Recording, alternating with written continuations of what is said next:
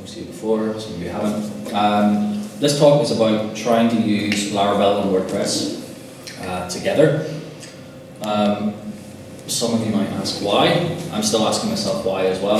This is more of a concept, a proof of concept, and just an idea to try and fit two things together to try and get the best out of both of them. So me and Ryan Kilfetter had a chat once, and he said that to me. You wouldn't use WordPress if it wasn't for a content management system, and I thought he was pretty spot on. Who uses WordPress? Show hands. Who likes using WordPress?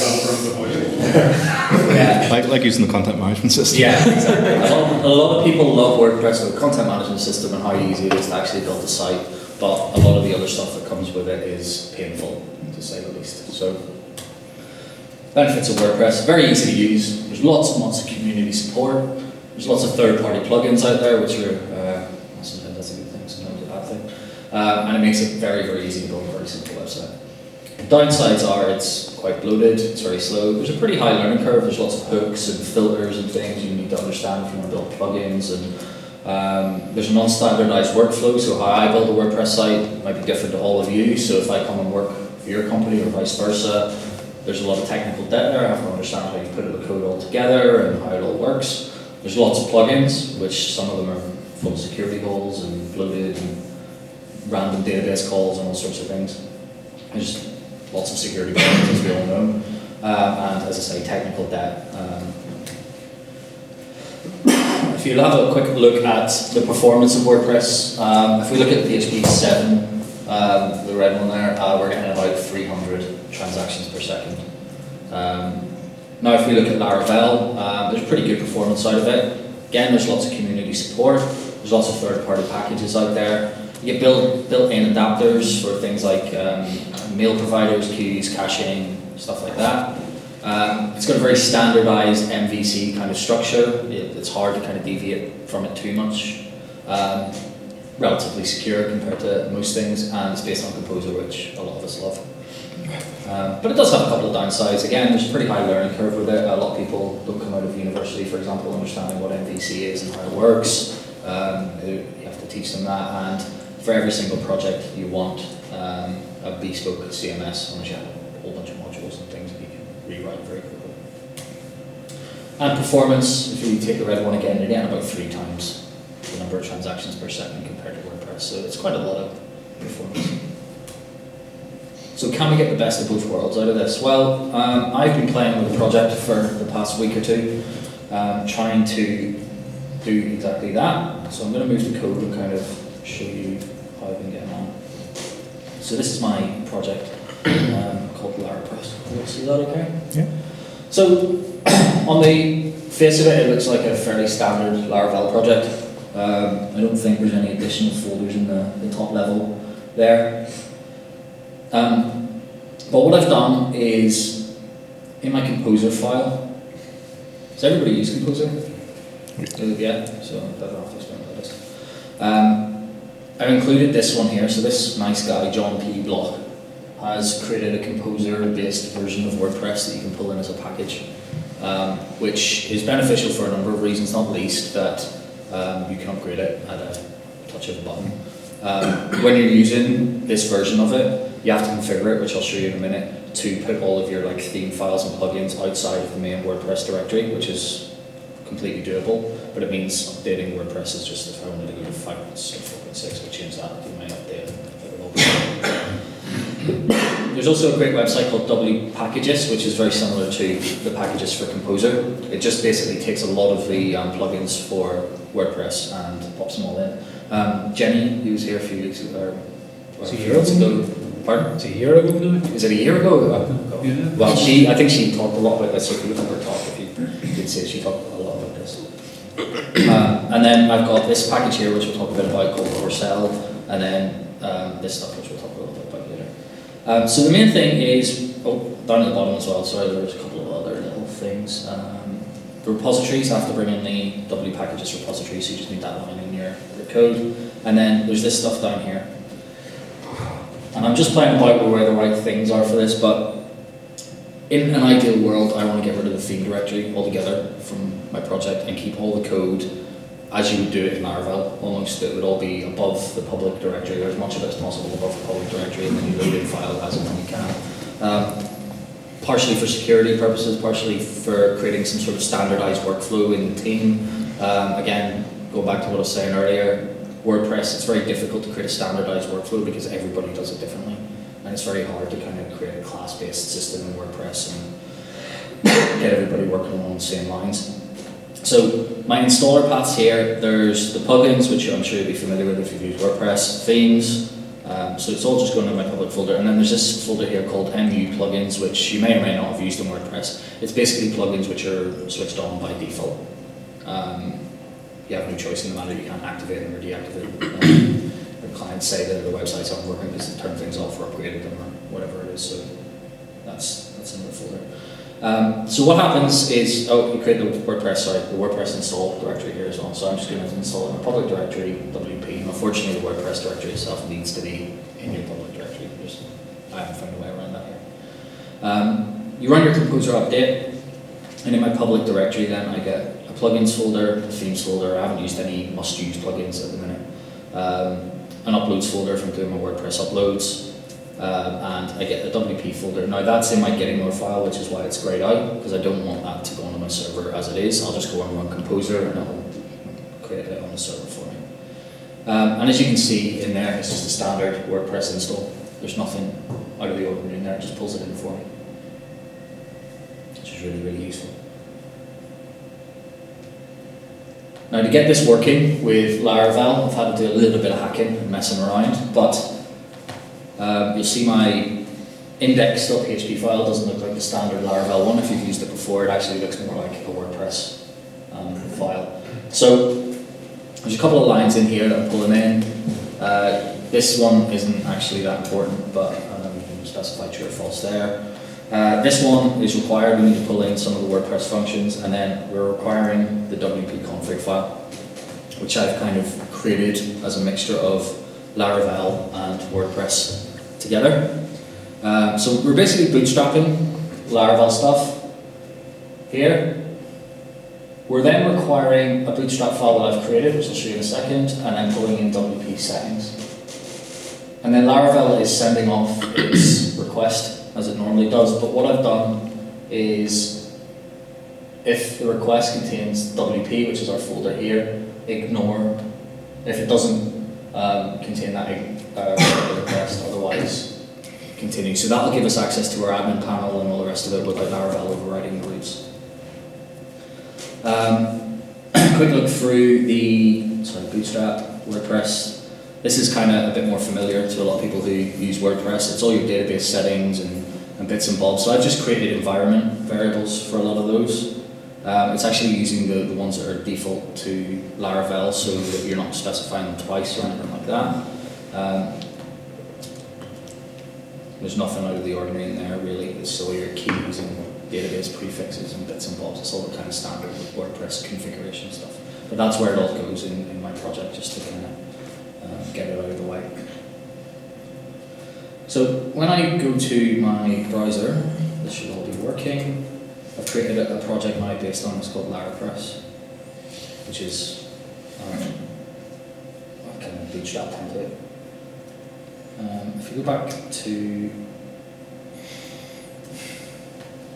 code, you see in my roots file, I can use standard Laravel roots now to control what I'm doing in my project, which is really, really convenient for things like forms and overriding roots or redirects or anything like that. A lot of the functionality you didn't get in WordPress previously can be controlled here. So I've got the authentication, the Laravel authentication. We'll go through all that in a second. One of the things that's really beneficial about WordPress is the ability to add custom post types. Which are really, really handy. I'm sure if you're developing in WordPress a lot, you create custom post types all the time. One of the nice things about doing something like this in Laravel is that you can separate things out but make it very, very standardized. So if we take one here I've created for news, Laravel is based on service providers, so that's essentially like a bootstrap file for different things. You tell Laravel what to do. So in here, the first thing, we'll talk about repositories in a second. So I'm loading in my custom post types, which are down here, and it's using WordPress actions to do that. So I'm actually now hooking in to WordPress's core functionality to do things within WordPress that you would normally do in a random file somewhere within the theme. So I'm registering a post type called News, which is using a plugin. There's my post type. And then I'm using a plugin called Advanced Custom Fields, which just adds fields to that plugin very easily, but there's several ways you can do that. And then I'm using, I'll talk more about this in a second, I'm using Corcel to register that with the Corcel system there. So what Corcel is really good for is you can use Eloquent style, Laravel Eloquent style syntax to query the database, and it takes care of all the table names and the joins and all that sort of stuff for you. It's very, very simple to use. So you create what looks like a Laravel model, and within it you extend post, which is the Corcel post class, and I'm using the presenter, which I'll talk about in a second. So you specify what the post type is called, which is what we registered previously. What you could do potentially is that we could create like a constant for that and then use the constant in the other class if we wanted to kind of keep it standard.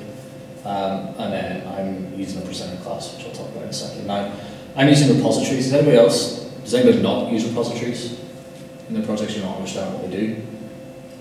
Okay. Essentially, it's just a way of creating a database.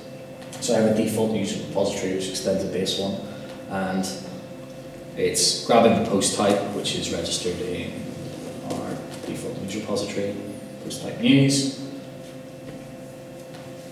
And then I'm using that Laravel style Eloquent Corcel class to pull out stuff from the database, which is really, really useful.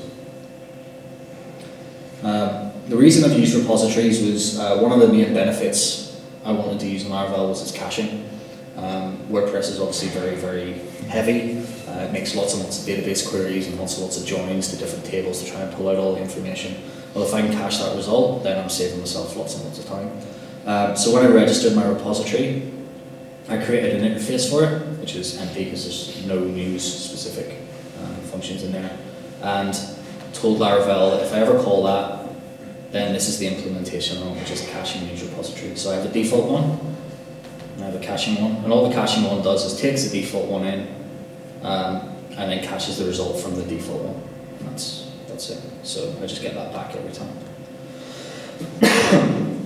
I've also created post types for things like pages, videos, so just as samples, and they all work in pretty much the same way. I create repositories for them.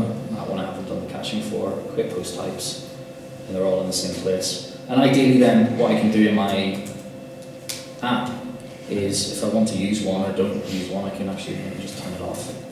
It's gone again, which is very, very simple to use. So in my admin, videos will disappear from my sidebar, but I still have news, which is what we've been looking at. And it works in the same way. It's a really handy, simple content management system. Hello, this is some news. Publish it. Just create it.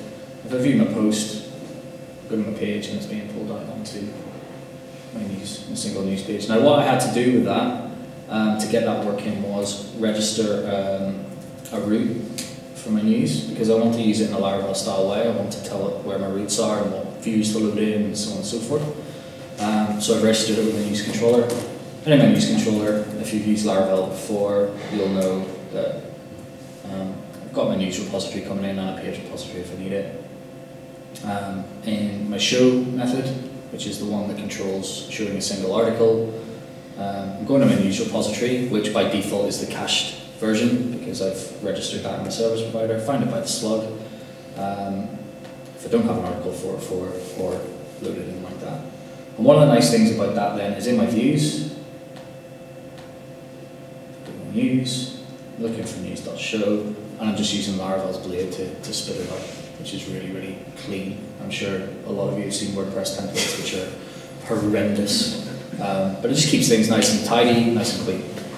Now, I mentioned a little bit earlier about my presenter, so I've got a news class, I'm extending this has presenter interface, or I'm implementing this has presenter interface, and that by default then makes me create a presenter. Now, a presenter class, what a presenter does is it basically takes the values on a class that you have, and when they're put into a view, you can transform them in some way. It's very useful for dates, for example, which are stored in a database in a non-human friendly format, but you want them to be on the front end in a friendly format. So if you go to my use presenter, I've created a WordPress presenter base class actually, which is really useful, which I'll show you in a second. But date posted, for example, if I call that in my news template, which I have here, this is what happens. It takes my post date, which is a WordPress default name, and uses Carbon just to translate that into a nice string. So if I go to my and again, you can see the date is actually quite a nice formatted date here. But if I ever wanted to use the original value, I can go back to here and put in post date. Just refresh. Broke it somewhere, but I don't think we're connected to the internet. But you can see that's obviously the original date format. Okay. So it's just a nice way to create tidy views.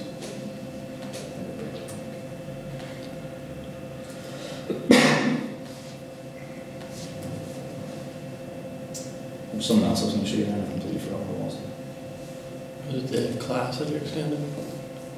WordPress presenter? Oh yes, sorry, yeah, the WordPress one. So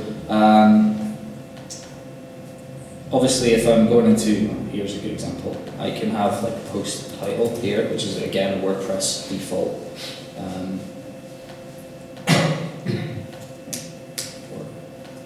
was only doing this before I came over. So I just created one that I can create like a bunch of common functions to pull that stuff out in a nicer way. So the title would just return post title. Or whatever you want to use. So that's more or less as far as I've got with it at the minute. I also created a facade in WordPress with advanced custom fields. You can advanced custom fields allows you to create like an options page where you can put in like phone numbers and bits and bobs. So obviously, if you want to pull those out into views, it can be a bit unwieldy to do them on every page. So I created a facade which pulls them out of the database and caches them again. So that was the only other thing I've done with it. But that's as far as I've got. Like I said, I'm not 100% sure whether it's worth doing in the long run. I just thought it'd be a nice experiment to see if it would be possible to do it. And so far, so good. Yeah, looks good. Any questions or points or thoughts? Have you any thoughts? I've tried building my own front end on WordPress before. Issue I always hit is when you use someone's plugin and use shortcodes, and those shortcodes are in the content. Yeah. So you need to somehow pass it through WordPress's own rendering system before you get it. I've never been very successful at all. No, for me that was one thing I was just thinking about this afternoon. I haven't really done it, but what I did look at was in here I have pages. So I have home and contact us, and the way I have pages set up, if I go to my page controller, is at the minute it looks to see if there's a WordPress style template in the pages folder, so you can just attach the slug to it, and if there's not, then it just goes defaults to the show one. So I can refactor that one, which I have for contact us. So the only thing I've been able to do at the minute is I did. So you put a contact form on that page, have you? I did have one earlier. So I was using contact form 7, which I'm sure you've used. So in that you can hardcode that in directly as a PHP function.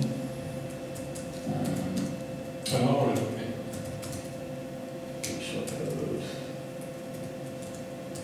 In fact, I can make that look even nicer because I can use those.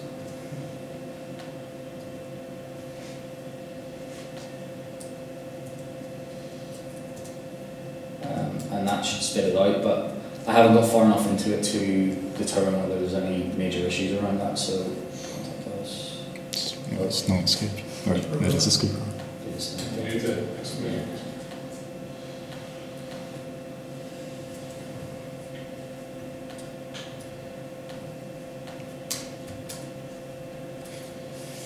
So it's spitting out the shortcode doing that. So it can call the WordPress functionality directly in the views, there's no problem with that, but what happens after that, like if you hit submit... I suppose someone's got taken that contact word shortcode and just stuck it in a post. Yeah.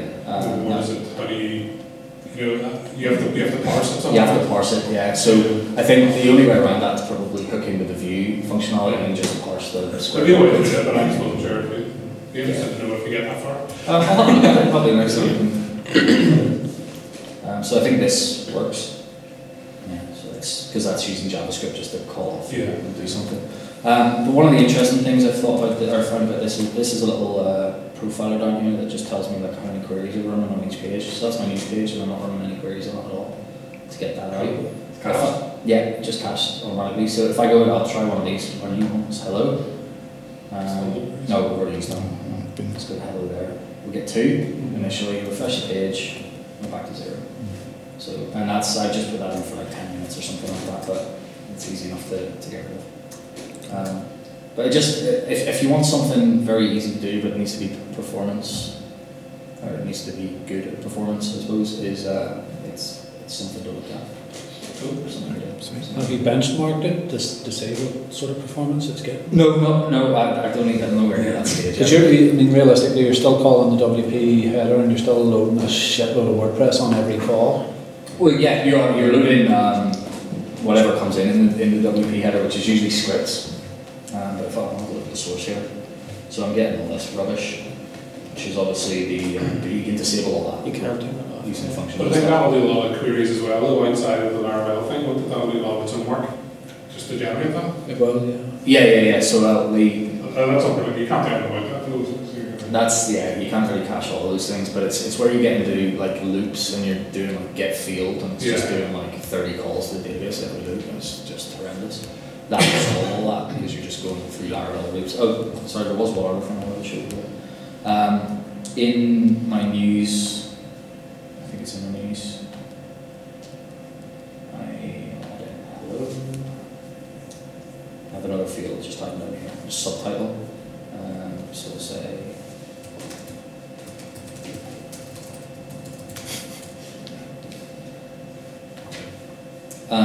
In WordPress, that's stored in like the meta table, the WP meta table, along with a random key attached and stuff. I've called that when I've registered it in my news service provider. In my fields, my key is subtitle, so that's what I've called it. In my view,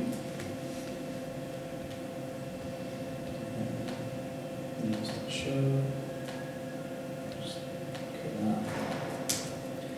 So there's 2 ways I could do this. I could do fields,